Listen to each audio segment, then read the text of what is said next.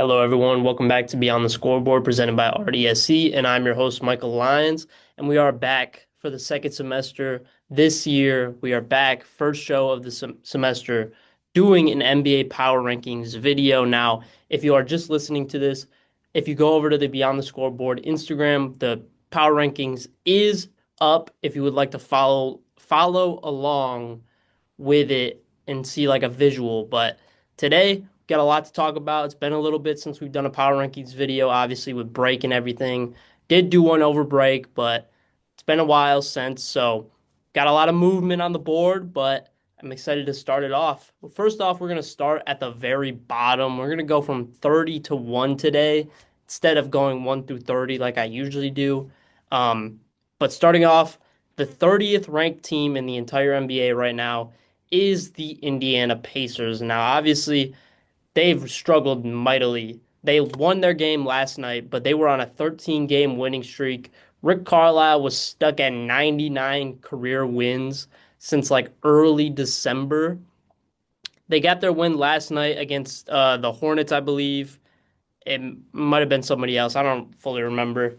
But again, they're sitting really low in the power rankings right now. I did forget to add their record, which is a mistake on my end. But right now they are sitting at, I believe, 7-30 something, somewhere around there. Um, they are sitting at bottom of the Eastern Conference, 7-31. So if you're looking at the power rankings, the Pacers are supposed to be 7-31, not 4-17. That is a mistake on my end. But 30th ranked team in the entire NBA. They've gone down four since the last Power Rankings video. I was still a little bit higher on them, not being the worst team in the NBA, even though they did show glimpses of that is what is to come. Not having Tyrese Halliburton, Miles Turner not being there, Benedict Mathurin missing time, Andrew Nemhard missing time. Just they don't have the talent to compete with a lot of teams, and they're sitting at the bottom of the Eastern Conference. So the Indiana Pacers, despite being in the NBA Finals last year, are the 30th ranked team in the January power rankings and probably will be the bottom of the power rankings for most of the season this year, which it sucks to say because obviously we know if they were fully healthy, even just with Tyrese Halliburton back, they would not be anywhere near um this level of team. They would be way higher, but they're sitting right there. It's tough to watch some nights. Rick Carlisle's still an amazing head coach. They're going to be a fun team next year when they get all their guys back and they figure out everything. They're still a team that's looking at trying to trade for somebody. I've seen that Nick Claxton is linked to them. I've seen that Ivica Zubac has been linked to them. So we'll see what happens with the Indiana Pacers coming up in this season. Next up at the 29th spot, I have the bottom of the Western Conference, the New Orleans Pelicans. They're at 8-31. Um, Not a lot of highlights to watch out for. I mean, Jeremiah Fears has looked really good this year. Derek Queen's looked really good. Obviously, they're getting a lot of backlash for even from me of trading away their first round pick for this year to get Derek Queen, but he's shown that he can be a well put together and strong NBA player for time to come. So we'll see what comes with Derek Queen in the New Orleans Pelicans uniform. Maybe they didn't need that first round pick, but the fact that they are the bottom of the Western Conference, it's looking like it's going to be a top three pick for the Atlanta Hawks, who we will talk about in a little bit about what they did over this week and the last couple of days. But yeah, the Pelicans, I mean, DeJounte Murray should maybe be coming back soon, but hopefully Zion gets shipped off pretty soon. Trey Murphy and Herb Jones. They just need a complete reset in New Orleans. Go full tank mode. But again, you don't have your first round pick, so it's like there is no incentive to be bad other than the fact that we just aren't good. So like there's no point in trying to force wins out of guys that are injury prone, like Zion and maybe like a Trey Murphy. And then if DeJounte comes back, he's coming off a torn Achilles or so there's just not a lot to look forward to in New Orleans, but we'll see what comes. by the time we do our next power rankings. Next up at the 28th spot, I have my team, the Sacramento Kings. I mean, they are just an atrocious watch all season long. We have star players. They just don't play like star players. Russell Westbrook has easily been our best player this whole season, which is terrible to say because he's on a 1 year deal. He's 34, 35 and we have guys like Domantas Sabonis, who's just been missing a lot of time. We've had uh, DeMar and obviously Zach LaVine. Zach LaVine just came back recently, so but hopefully all we can do with this Sacramento Kings team by trade deadline is maybe move off of some of these larger and star-studded players that put in quotation marks star-studded in DeMar, De'Aaron, or not De'Aaron, DeMar, Domantas Sabonis, and Zach LaVine. I wish De'Aaron Fox was still here, but obviously he's not.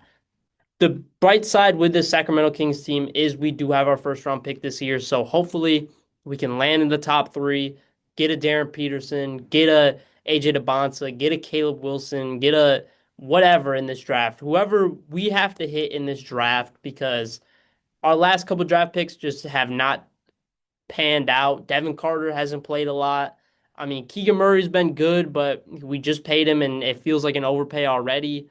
Um, and then uh, Nick Clifford and Maxime Renaud this past draft have looked solid when they've been able to play. But again, Doug Christie just does not like to play a lot of these younger guys. So we'll see what comes with Sacramento. I mean, I haven't tuned into a lot of games recently because I know what's going to happen.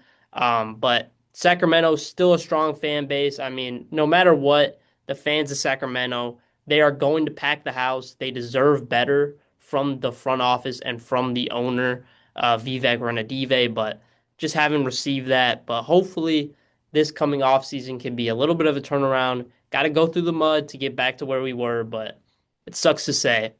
Next up at the 27th spot, now we've kind of stepped out of like the really bad teams in the NBA and we've stepped into teams that are competitive, teams that are willing and able to win basically any game. It's just sometimes they lack the talent down the stretch of the game.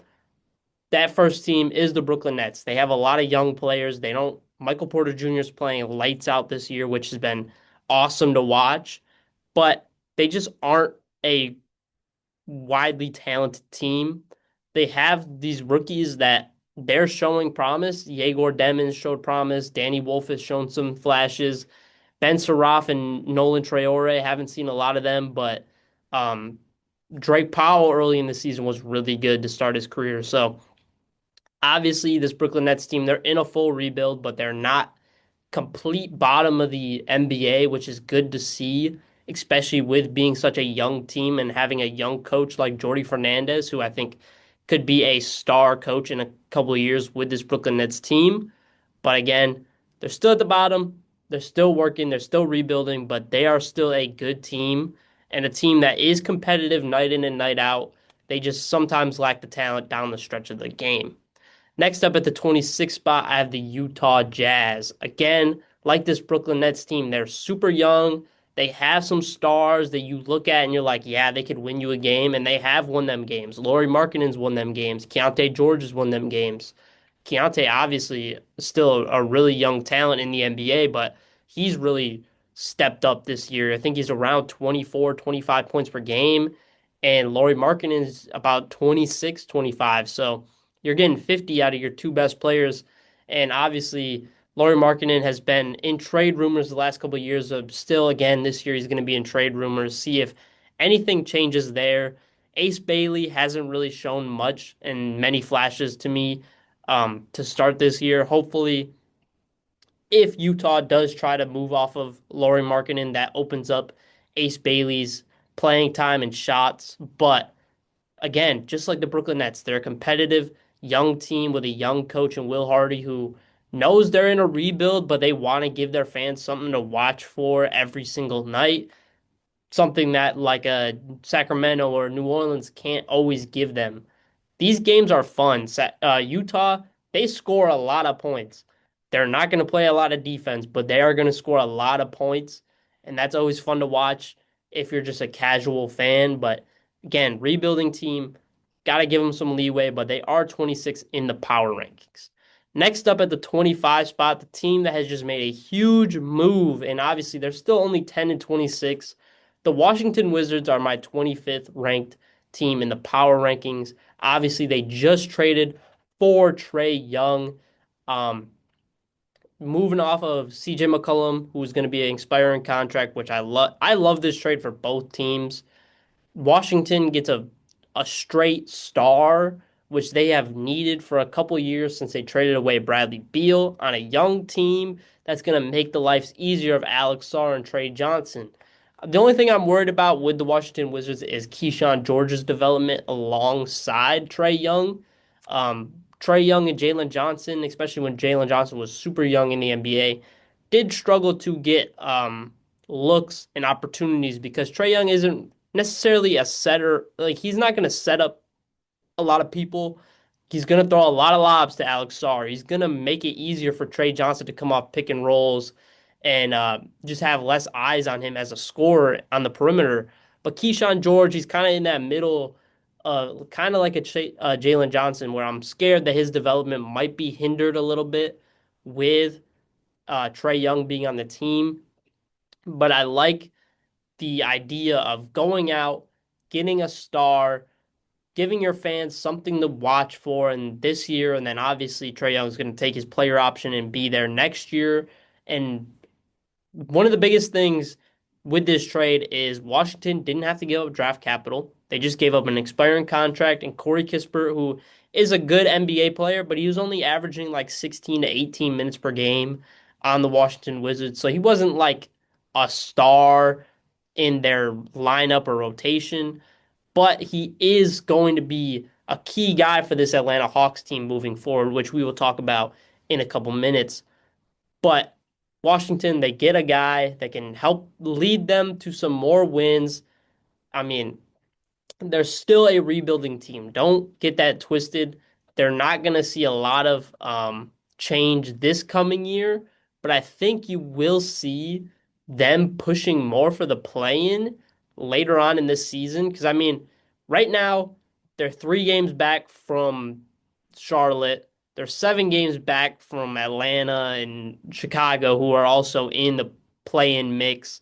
I think they could definitely push to be just outside the play-in with Trae Young. He's going to win them a lot of games down the stretch of the game because obviously this Washington Wizards team, they might be 10 and 26. They were just 7 and 3 in their last 10 games, just with so many young guys. But they are competitive up until the fourth quarter, and then they just kind of run out of steam, run out of skill, like a Utah Jazz, a Brooklyn Nets team. Like they just don't have the guys to close out the games. But now you get Trae Young in Washington, who is a closer. He can win you games down the stretch. So excited to see what Trae Young is going to look like in Washington. Obviously, changes the whole mindset behind Trae Young. Is he going to buy in to being more of a team player? Is he still going to be a star like he was in Atlanta? It's going to be big for his next contract, and I'm excited that Washington wasn't ready to just offer him an extension. They want to see what it's going to look like first because they just basically cleaned their hands and got off CJ McCollum's contract, Corey Kispert's contract, and brought in a guy that could be a star. And if it doesn't work out, they can just let him go because they have nothing attached to him. But next up at the 24 spot, I have the Charlotte Hornets. In December, they were a pretty solid team. As of late, they have kind of struggled and gone back to struggling like they did early on in the season. Still like this team. Brandon Miller's starting to break out a little bit. LaMelo starting to play a little bit more team basketball, winning basketball, which I love to see. And Con Knipple has obviously been one of these stars in this draft class so far. He has looked amazing for the Charlotte Hornets team. Again, just in that realm of teams that are good, but just can't close out a lot of games. Charlotte, Washington, Utah, Brooklyn, they are these teams that they're good, they're competitive, they're fun to watch, but they just might not be able to close out games and get the wins that you would like to see. Next up at the 23 spot, again, I see I made a mistake, but the Dallas Mavericks, they're about 13 and let me see. They are 14 and 24 in this power rankings. It says they're 7 and 15. I apologize again for that. 14 and 24 Dallas Mavericks team. I think you're going to see some big changes coming up in the next couple of weeks leading up to the trade deadline, whether it's an Anthony Davis, whether it's a uh, Najee Marshall being on the move or a PJ Washington. But Cooper Flag is their guy of the future. They're in kind of a rebuild mode. If they want to be, if they don't want to be, they could keep Anthony Davis, wait till Kyrie comes back and still be a competitive team. They're just outside the play-in in the Western Conference. So obviously they can make the moves to be in the playoffs if they get Kyrie back within a month or two, or Anthony Davis continues to be healthy for a stretch of time. But he struggled with that. Cooper Flag has been a beast though. But this Dallas Mavericks team, again, younger, lacking some skill and leadership in some positions that you would like to see a little bit more of. But this Dallas Mavericks team is going to be fun to watch in the next couple of years. They're still really a really competitive team, good defensive team, but just still 23rd in the power rankings. Nothing wrong with that, with all the injuries and the youth on this team. Next up to a team that is kind of disappointing in the Memphis Grizzlies. They're 22nd in my power rankings, 16 and 21 on the season. John Morant has been shopped around the league, but with this Trae Young trade, I think it has strayed some teams away from looking at a potential John Morant trade. But you never know. And I saw Houston was linked to him, Minnesota. So we'll see what comes with John Morant in Memphis. Cedric Howard's been good this year for them, but again, they're just in a weird position. Tomas Isolo just hasn't really been able to pull out wins with this Memphis Grizzlies team. They are banged up a lot of the time. Zach Edey's missed a ton of time. Ty Jerome, their big offseason acquisition, I don't think he's played at all in the regular season. Um, Scottie Pippen Jr. is obviously out for the year with the torn ACL. It's just a tough year in Memphis. I don't think they blow anything up outside of maybe trading away John Morant. I like this roster as just like looking at it, but I just don't know how much it will lead to wins in the future. I think Cedric Howard is a great NBA player. I just don't know how much higher his ceiling is and how much he could be a star or if he's just going to be a role player in the NBA. Jaron's obviously their guy, but I don't think Jaren can win you a lot of games in the NBA. So I got them at the 26th in the power rankings. Kind of a disappointing team this year, but 22nd in the power rankings, still not terrible.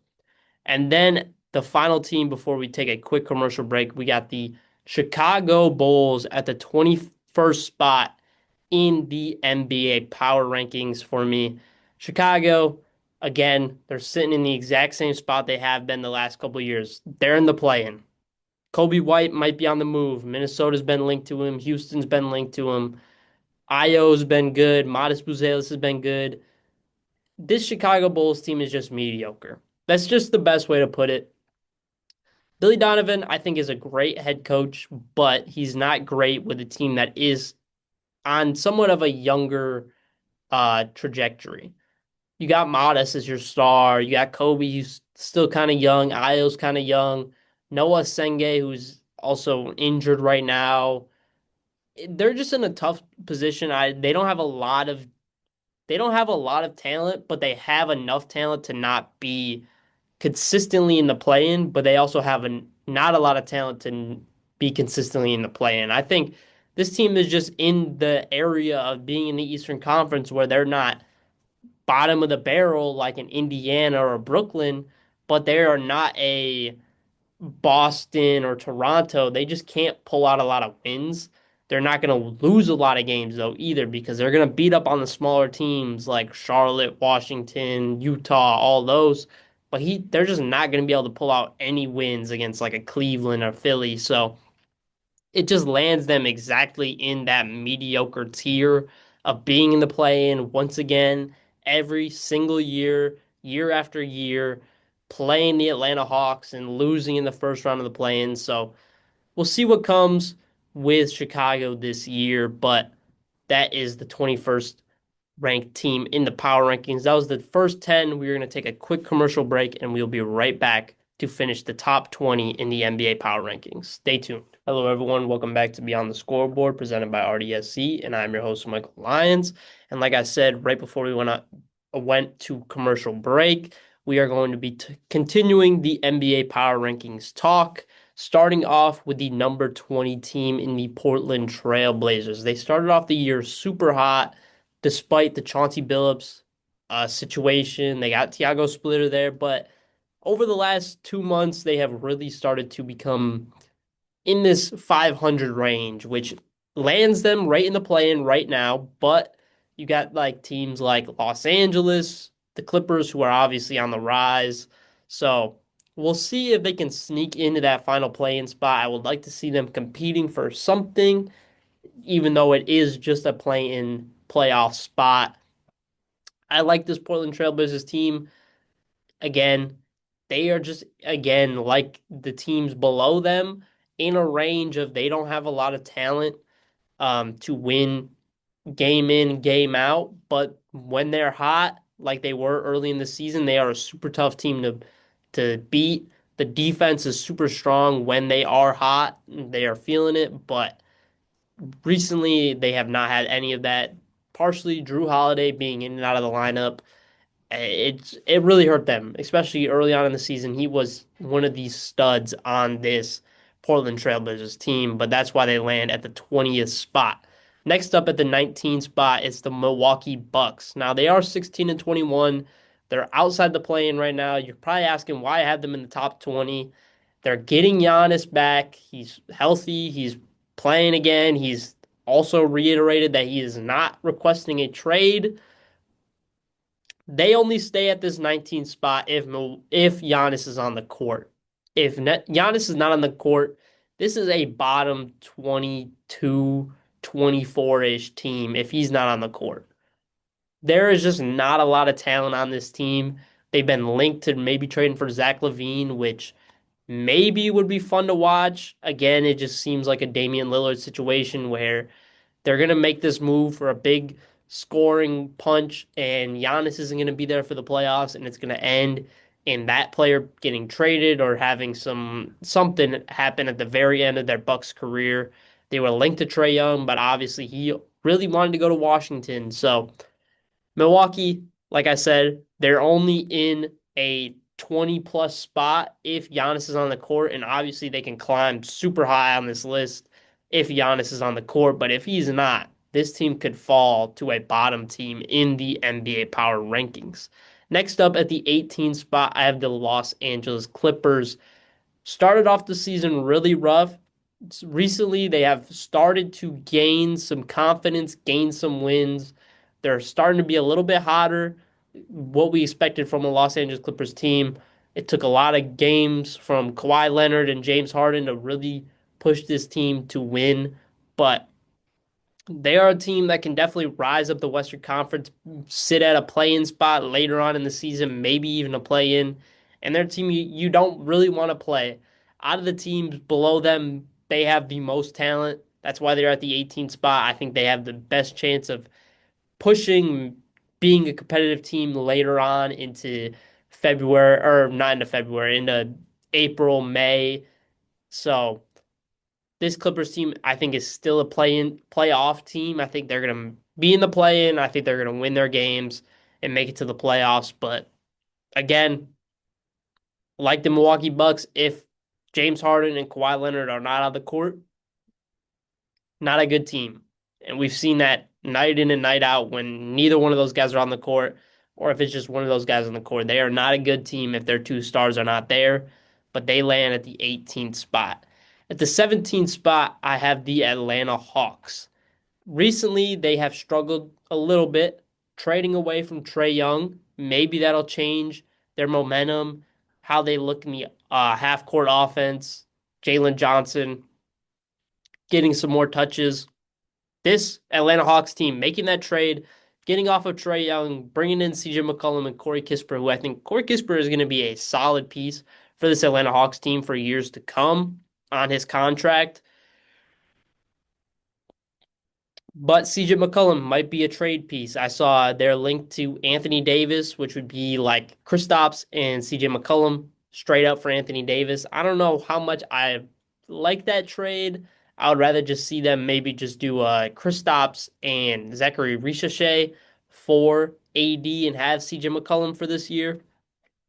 If they can make that trade, this could be a super competitive team in the Eastern Conference. If Anthony Davis is healthy, obviously that's the biggest question mark. Biggest thing from the Trae Young trade that I take away is there was a lot of speculation that the Atlanta Hawks were going to have to add picks to get off of Trae Young and trade him along with some first round picks to get off of him. But they didn't do that. They settled with the Washington Wizards of just bringing in CJ McCollum, who I think is going to help them in the half court offense, help Jalen Johnson get some easier buckets. But man, this team could be a team to watch out for after this trade. I mean, just off looks, they're getting off of their star player, but I think they got entirely better. Next up at the 16 spot, I have the Golden State Warriors. This team is just so old and they are not really a fun watch anymore. Obviously, Curry, when he's on a heater, he's one of the best players in the entire NBA to watch, but that is how they have to win games now. They can't just squeeze out a win. Excuse me. They can't just squeeze out wins off of Draymond's defense and Jimmy Butler helping them down the stretch. Jimmy Butler, $60 million a year. He has not been anywhere near what a lot of people expected from this Golden State Warriors team. But hopefully they can make a trade, get off of Draymond's contract or Jimmy Butler or Jonathan Kuminga and bring somebody in to help them. But they're in a tough position of not knowing what to do. They're an older veteran team, but they don't play like a veteran team sometimes. There's a lot of lacks on the defensive effort that you've seen, and it's just they're not a fun watch anymore, which is hard to say for a Golden State Warriors team that still has Stephen Curry. Next up at the 15th spot, I think the Miami Heat are the most mid-tier team in the entire NBA, and that's where they ended up. Great offense some nights, terrible defense. Great defense, terrible offense some nights. They are just very wishy-washy. I like Norman Powell on this team. I like Tyler Hero, what he brings to this team. Bam Adebayo, Khalil Ware. They have a fun younger team that I think Eric Spoelstra is just still picking pieces and bits off of to really find a super competitive team. They've obviously missed Tyler Hero for a lot of time this to start the year. Bam Adebayo's missed some time. So they are still landing in that play-in tier, but I think this is a solid playoff team if they can string a couple games and wins together in a row and be a team that is just consistently. That's the biggest thing with this Miami Heat team. Can they get some consistency out of their team effort and play to propel them to a 5-game win streak and maybe push themselves out of the play-in? But they are, in my opinion, the definition of a mid-tier team this year. Next up at the 14th spot, I have the Phoenix Suns. They have surprised a lot of people this year. Devin Booker's been spectacular. Dylan Brooks has been amazing. Wish Kamad Maluwak could get some more minutes, but Colin Gillespie has been spectacular. This team is really fun. I don't know how much they're going to translate to wins down the stretch of the season. I think they're one of these teams that starts off really hot in the season and then starts to fall off later, but I think that's perfect to see from this Phoenix Suns team that didn't really have any expectations coming into the year. I mean, you still have Devin Booker, so obviously you're not projecting yourself to be a bottom five team in the NBA, but they definitely were not looking at themselves as a top half of the NBA and one of the more competitive teams in the play-in in the Western Conference. Next up at the 13th spot, I have the Orlando Magic. They have fallen for me recently since the last play-in or last power rankings. They are just with Paulo and Franz dealing with injuries and Jalen Suggs now dealing with injuries. They are a team that just cannot stay healthy at all. And that is going to hurt them a lot this season. And when all their guys are together, or when it's just some of their guys together, they just still don't look like a very good team. Desmond Bain, he has shown some flashes, but I wouldn't say he has been what 5 first round picks worthy. But again, they're a team that you can look at, squint, they make the playoffs. You're like, yeah, they can win their first round matchup. Could they win their second round matchup? So they're in a weird position. If they get healthy, if they can string some games together, I think they can definitely jump to a top 10 team in the power rankings. But as of right now, they are just outside the top 10. Next up at the 12th spot, I have the Philadelphia 76ers, another team that I feel has surprised a lot of people early on in this season, with Joel Embiid recently playing some of his best basketball that we've seen all year long and even the last 2 years. Tyrese Maxey is obviously just a stud that you have to watch out for night in and night out. VJ he went through his high highs at the start of the season, went through some lows, but he's back to those high highs. He's taking defensive responsibilities. He's a sharpshooter from the outside. He's a scorer. He is a perfect all-around player for this Philadelphia 76ers team. Paul George recently, still not what you expect from Paul George, knowing what he has done just 2 seasons ago, but he is starting to look a little bit more like himself and not like what we saw last year in the limited time we did see of him. But Paul George, Kelly Oubre just recently came back in the Wizards game. Um, yeah, I like this team. I think they have a lot of pieces. Jared McCain is kind of in a lost position, in my opinion, where just don't really know where to find him. Playing, he hasn't shown a lot. I know he dealt with a lot of injuries early on in the season, but still just hasn't really shown what he did early last year in his rookie campaign. But this Philly team, again, I think is a sleeping giant in the Eastern Conference. If they can get healthy, if they can just continue to ramp up Joel Embiid and what he's done early on in the season, they're going to be a team to definitely watch out for. Next up at the 11 spot, a team that everybody was super high on coming into the season. They were the top of the Eastern Conference last year. It's the Cleveland Cavaliers. Again, another team that's dealt with injuries like the Orlando Magic. Um, Darius Garland, when he's on the court, recently he's looked better, but again, early on when he did come back, he still just didn't look 100%. Cleveland, they just feel like they're really missing something. And I don't know if it's the Ty Jerome that they had last year and trying to replace him with Alonzo Ball that just isn't quite exactly that caliber of player. I don't know. They're in a weird position, but I think this Cleveland team, if they can get healthy at the right time, and this right time is right now, if they can get a couple months of just healthy basketball, I think they could definitely jump back up to a top 3 seed, maybe top 4 seed in the Eastern Conference. I mean, they're just outside of the top four with Toronto and Boston, so it's not a huge stretch, but they are also a team that we saw last year. They can get really hot and string together a ton of wins in a row. So maybe Cleveland could also do that this year. I don't know if I'm projecting that. I think they're going to hover around the 4 to 5 seed, be a strong competitive team in the playoffs that a lot of teams are not going to want to play. But they land at the 11th spot. They recently have been better than they were to start the year. Again, still expectation wise, they are just not where anybody wanted them to be, but they do land at the 11th spot.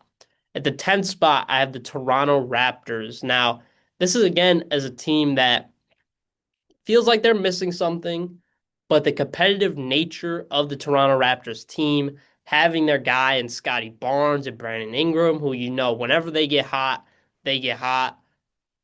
I think they're in the market to make a big move by the trade deadline for a center position, center play, and some 3-point shooting. If they can do either of those, this team will this team is going to be really good. And I think you look at the Toronto Raptors and you squint, you see Scotty Barnes, you see Brandon Ingram, you see a lot of guys that play similar types of games, similar areas on the court. But I think the way Darko has made it work this season is really making me feel excited to watch them in the playoffs. I think their offense is going to struggle in the playoffs. Just the amount of bodies that Brandon Ingram and Scotty Barnes are going to see.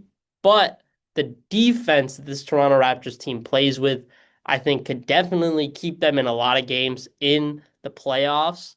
I just don't know if they're going to exactly be able to pull out a lot of those games. But Toronto, they've been a fun watch all year. They've struggled at times, but they're still one of the better teams in the Eastern Conference right now. They are fourth in the standings, I believe, right behind New York or right behind Boston, maybe either one of those teams, they're still a really fun team to watch. I think if you have a chance to look into this Toronto Raptors team, look what they can do just trades wise. I've seen that they've been linked to Anthony Davis as well. Jakob Poeltl has not exactly been the center that they expected with that extension this year that they gave him, but he's still solid. Just need a little bit more size on this Toronto Raptors team, and I think they'll be super solid, but they sit at the 10 spot. They're a fun, competitive team that you could see as a team that could maybe be competitive down the stretch of the season in the playoffs. Next up at the 9 spot, I have the Los Angeles Lakers. Now, with the people on this Los Angeles Lakers team, you look, you see Austin Reeves, you see Luka Doncic, you see LeBron James, you see even DeAndre Ayton. This Lakers team just lacks the idea in mentality to just want to win games. They get out hustled, outworked every night. Whenever they play a young team like a San Antonio Spurs or even a Utah Jazz team, they just don't, they can't beat good, young, fun, hungry teams. That's the biggest thing with this Los Angeles Lakers team. They're going to struggle in the playoffs. I don't see them beating their first round matchup. I think they're going to have a solid regular season record, be around the 3 or 4 seed in the Eastern or in the Western Conference. But I don't see this Lakers team winning a series in the playoffs. JJ Redick has lost complete control of the Los Angeles Lakers locker room and team as a whole. It's just JJ as a competitor, as a former NBA player that was known for being super competitive, he just cannot get anybody on his side. Jackson Hayes has arguably been one of their better players of the last month because he's playing with effort. LeBron, we've already seen this week that he's not going to play back to backs. So you're losing a star in LeBron James just because he's 41 and he doesn't want to play back to back games, which I understand LeBron deserves that sort of respect, but also LeBron is the leader of this Los Angeles Lakers team. I don't care if he's not the best player on the team anymore. I don't care that Luka has surpassed him as being the star. He's LeBron James. If LeBron James speaks, everybody listens in that locker room. And JJ Redick needs to find a way to just be like, LeBron, if you're not going to be playing in back to back games, you need to be an assistant coach. You need to help me out. You need to push these guys to want to win these games when you're not here. And even when LeBron is on the court, he hasn't shown that level of hunger and effort and mentality to just want to win out these games. So this Lakers team has been a pet peeve of mine all year long. They have so much talent, they just haven't shown it at all. And it it really angers me just looking at this team because they are so okay with having these stars that just don't want to win games. Luka tries his best every night. But you need a Jared Vanderbilt. You need to dive on the floor every night. You need to be flying around the court, winning 50-50 balls and just everything. But this Lakers team lacks that. And they're not going to win a lot of games down the stretch of the season. They're not going to win a playoff series unless that mentality changes. And then we go to the team that's the number 8 spot in the Boston Celtics for me, who that is their complete identity. They fly around the court. They play hard, hungry defensive basketball. They have their star in Jaylen Brown and Derek White, who are going to win them games down the stretch. Jaylen Brown just being just an absolute stud this year. He should be in MVP conversations. But this Boston Celtics team, as the 3 seed in the Eastern Conference, with no Jason Tatum, they moved on from Kristaps and Drew Holiday and Al Horford in the offseason. They're starting Derek White, Peyton Pritchard, Jaylen Brown, Nemias Keita, who's been spectacular this year, just had like a 20 rebound game, the first Celtics since like Robert Parrish to have whatever game he had a couple nights ago against the I forgot who it was, but he had a spectacular game. It This Boston Celtics team has been just eye opening for the entire NBA and just how good coaching and effort goes a long way in the NBA. And we see that with this Boston Celtics team night in and night out. They are in a realm of they can make a move to try and get a better center like a Ivica Zubac or a Nick Claxton. I am perfectly okay with watching Nemias Keita every night with this Boston Celtics team. He is amazing. And I know that's probably me speaking as a Sacramento Kings fan, and he was a former player. If this team gets Jason Tatum back, though, they're going to be a team that's going to make a deep playoff run. I don't know exactly if it depends on when Jason Tatum comes back, but they are definitely a team that they could shift the standings and the odds in the Eastern Conference on who is going to win it. But that's the Boston Celtics at the 8 spot. At the 7 spot, the Minnesota Timberwolves, they just continue to win games. They are strong, hungry. Anthony Edwards is just a stud. Jaden McDaniels has really started to become his own this year and even last year. Rudy Gobert, a lot of people were thinking that he was falling off. He has not really fallen off this year outside of like early on in the season, but his last 13 games, he's been really strong.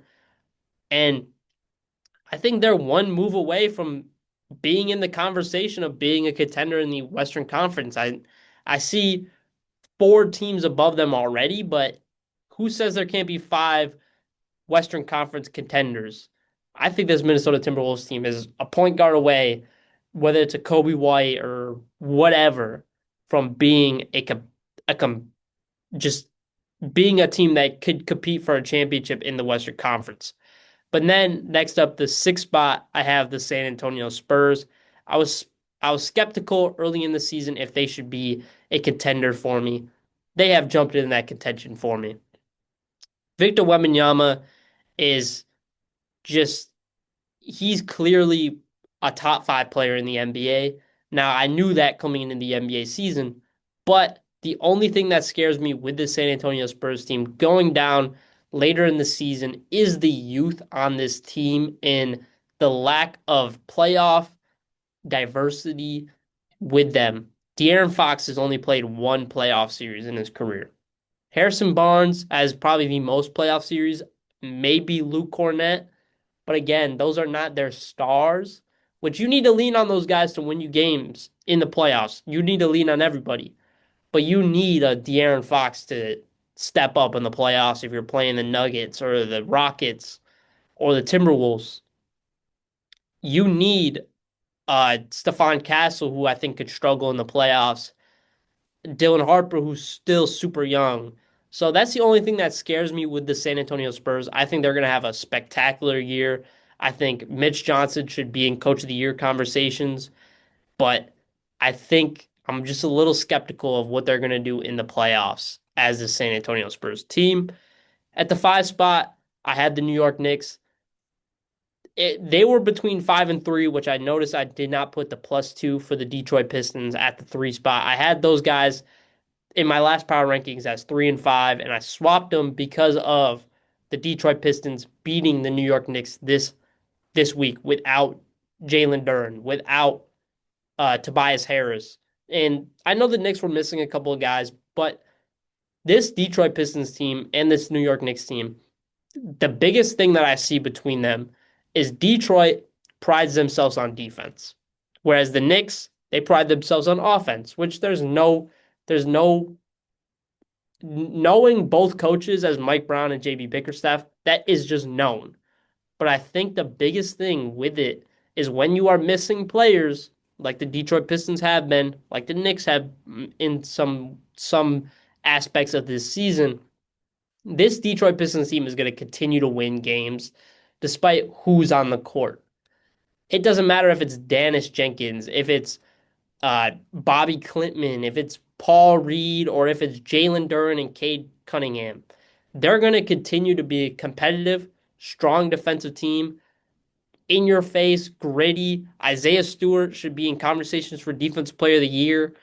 I mean, this Detroit Pistons team, I love how they play basketball. I love what JB Bickerstaff has, and he has that kind of Taylor Jenkins of a couple years ago of when John Morant missed a bunch of games, they still won a lot because they prided themselves on defense and the next man up mentality, which this New York Knicks team, and this could just be a recency bias, the first game they played all year long, the Knicks could sweep them the rest of the year.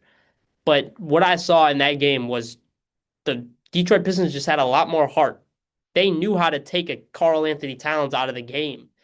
And Asar Thompson and Ron Holland and whoever was guarding Jalen Brunson did just an outstanding job at not fouling while playing defense against Jalen Brunson. Asar Thompson, especially, he guarded Jalen Brunson for most of the game, and I believe he ended the game with one foul, and I don't even believe it was on Jalen Brunson. So that is the biggest takeaway with this Detroit Pistons and the New York Knicks swap at 3 and 5. At the 4 spot, Houston Rockets, they are just sitting there at the 3 spot in the Western Conference. I think with Nikola Jokic obviously being out, I think they could jump up to the 2 spot. Houston, I think what you saw in the last week or two of KD taking over down the stretch of the game is something that I would have liked to see early on in the season. I still look at this team as the third best team in the Western Conference when fully healthy. So that's why I got them at the 4 spot. I felt like Detroit having an easier path to the finals so far has to be put above them. But Houston, nothing taken away from them. They're a strong, competitive, Ime Udoka led team that you don't want to play in the playoffs no matter who you are. They're going to shut down your best player a lot of games. I want to see a Houston OKC playoff matchup because I think that would be super fun to watch. Ahmed Thompson guarding Shea Gilgeous-Alexander. What can J-Dub do against like Tari Eason? That's going to be a fun matchup. But then at the 2 spot, I have the Denver Nuggets. Obviously, they're 25-12. They are the team that played Boston a couple nights ago, and Namias Queta had that amazing game. And Denver squeaked out a win. Denver also squeaked out a win with 0 starters against the Philadelphia 76ers. David Adelman, I don't know what he is putting in their Gatorade over in Denver, but he's got Jalen Pickett playing out of his mind, Aquinas Institute's finest. Jalen Pickett, love watching him play when he gets his time. Peyton Watson is going to get a bag this offseason from any team he wants. He fits on any team in the entire NBA. I would love for the Sacramento Kings to go out and get him. But Peyton Watson is a beast, and he's been killing it, especially with Jokic out. Jamal Murray against the Celtics struggled a little bit, but he did what he needed to do to win them that game down the stretch. And again, they're like a Detroit Pistons where they have that next man up mentality. Zeke Naji has shown some flashes in the minutes that he's been able to play. Day'Ron Holmes was just pulling up corner 3-pointers for them. Again, with no Jokic, with no Jamal Murray, they just got Aaron Gordon and Christian Braun back against the Boston Celtics. They're a team to watch out for. Without having Nikola Jokic, I don't think they're going to fall, as a lot of people expected. They're going to struggle, but I don't think they're going to fall. And then at the number one spot, obviously, is the Oklahoma City Thunder, but they have scared me as of recent. They lost a game to, I believe it was Orlando. Or no, they lost their game to Charlotte a couple nights ago, which again, it's just a game of Charlotte got hot, OKC was not, but OKC needs to make a move, in my opinion. I don't really want to see Lou Dort on this Oklahoma City Thunder team anymore. I think he is Oklahoma City. He is the epitome of them, but they have struggled. They're still at the top of the power rankings, but I think by the time we come to power rankings number 4, we could definitely see him and the Oklahoma City Thunder fall out. I hope you guys enjoyed listening to Beyond the Scoreboard. This has been the first show of the second semester. Stay tuned every Friday, 10 to 11, and I'll see you next time. This has been Beyond the Scoreboard presented by RDSC, and I'm your host, Michael Lyons.